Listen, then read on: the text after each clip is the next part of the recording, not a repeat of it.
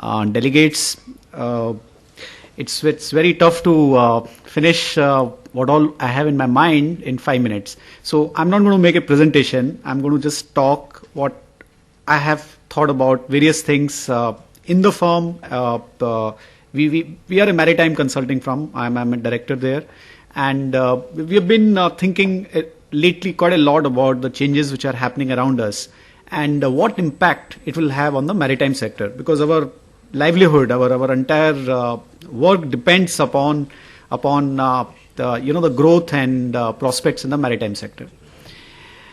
One of the biggest questions which many of our clients are asking us: what is going to happen to the global economy, and consequently what is going to happen to the Indian economy and the trade, because entire maritime sector and its growth is based on the growth in the trade, both import and export. Now, I met a CEO of, there was a conference organized by BCCI in Mumbai. There was a CEO of one of the largest port, in fact, Mundra port. I met him. He said the revival is going to take place probably in a year's time. I said, maybe it will take 10 years, maybe it will take 15 years. And he got shocked. He said, how can you say it will take 10 years for the economy to get revival and the growth? So I said, see, I'm a professional forecaster. I'll give you a scenario. Not that scenario is correct.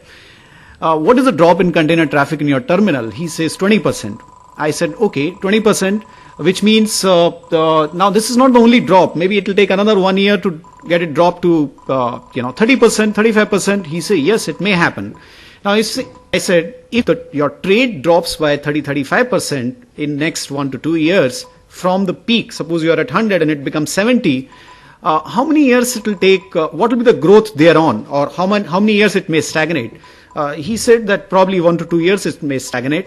And I said, if your growth thereafter is only 4 to 5%, then what happens? So by the time you reach back to 100, it may be 10 years, 8 years. And by the time you reach to 120, if you are 100 today, it may take 12 years, 15 years. Now he says, yeah, there is a possibility. But no, the things are going to revive in 2010. My point is that while we are all talking of growth, we are all talking of, if I look at ministry documents, if I look at the plans, if I look at everything, they are all based on historical analysis. Today, we are living in a different world. The global economy has changed. The trade patterns are shifting, and it is really very essential for the policymakers, for the people who are betting their money, people who are setting up projects, to really understand what is really going to happen, whether the exempt trade will increase or whether the domestic trade will increase. Now, there is a lot of protection coming by countries, so it is not. There are a lot of job losses happening all over the world. So it's possible that rather than the exempt side, it is the domestic part which will increase. So probably coasting will become more important than probably the exempt shipping. Now, these unprecedented changes require unprecedented attention in terms of planning and processes. Now, that is one theme which we have been talking about. This is one scenario. If everything happens well in 2010, probably all that we are planning can still continue. But if it doesn't happen, and there is a lot of probability that it may not happen, then we have to plan drastically. I would request people in the ministry, the think tanks, etc., to work out alternative scenarios, alternative planning processes. If things don't really click, then what do we have to do as a nation, as people? What kind of projects? What kind of efforts? What kind of issues that we have to settle in? That's point number one. Another theme which we have been discussing in our firm, if you look at the maximum success story in Indian infrastructure, that has come by way of growth in telecom sector. 2001, September 11 happened, and because of that, globally, again, there was a major crash, like today's crash. It was a financial crash. That time it was a technology crash, and which led to a very large decrease in equipment prices and electronic prices all over the world.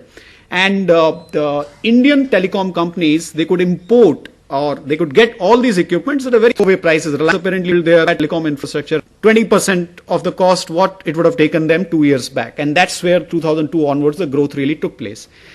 So the second theme that we are talking is that is it possible, taking advantage of this financial crisis globally, can we build our infrastructure at a very affordable price? Can we build our ports? Can we build our shipping? Can we build, I mean, a lot of things have been already talked about.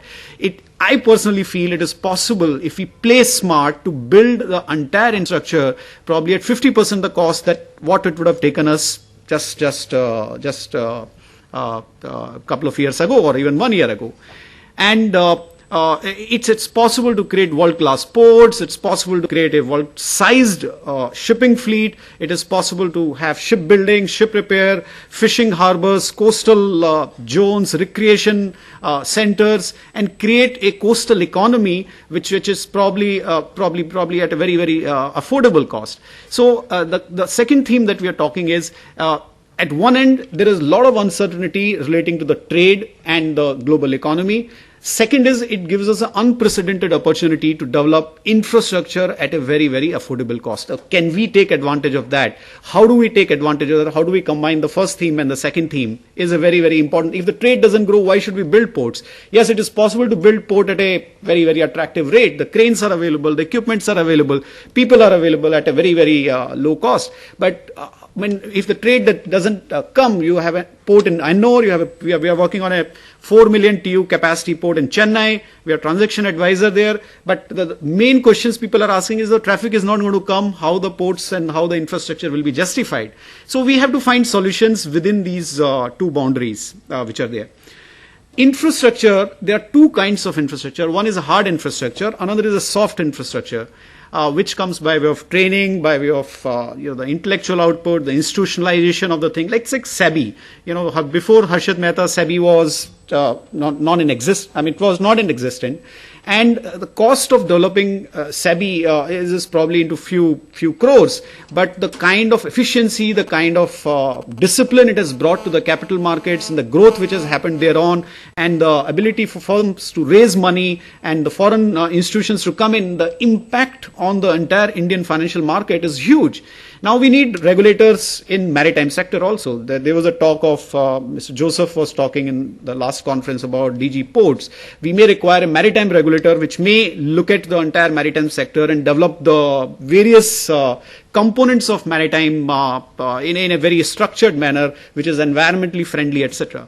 So it is essential that we look at the whole thing in a holistic manner and develop, apart from the hard infrastructure, the soft infrastructure, which is an extremely important thing for development of a particular sector.